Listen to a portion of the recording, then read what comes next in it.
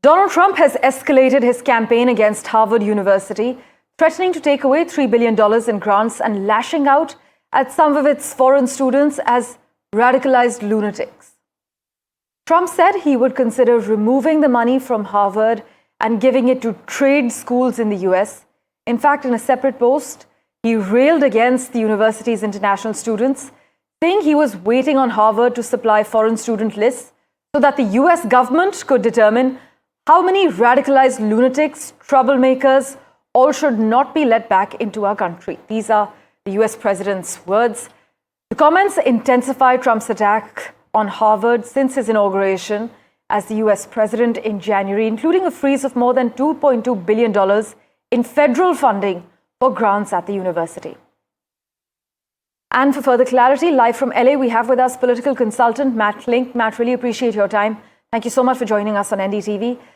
Is Donald Trump's targeting of Harvard really about university governance, or is this a calculated culture war playing out as some argue?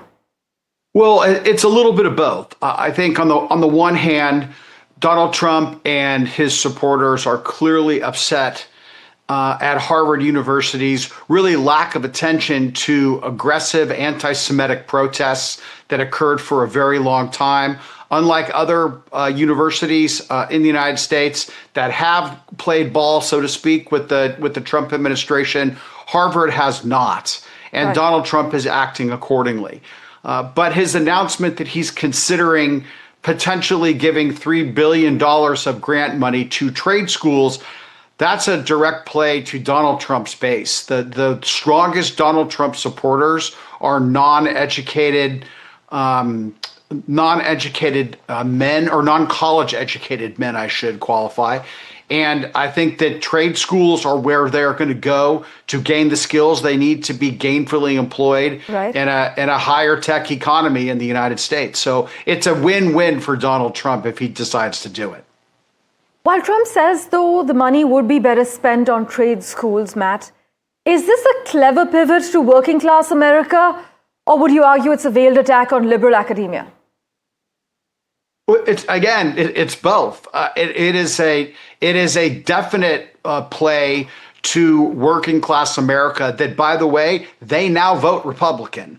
So it's putting his money where his mouth is. Right. And it also is another attempt to tell Harvard, if you were going to take federal money, you can't play by your own set of rules. This is not about free speech.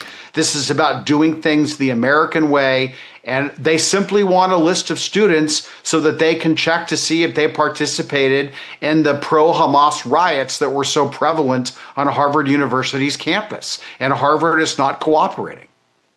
Well, but calling foreign students radicalized lunatics, demanding lists from Harvard, some argue that this is dog whistle politics. Meanwhile, others argue it's something more dangerous. But Matt, thanks so much for your time. We'll, of course, revert to you for regular updates.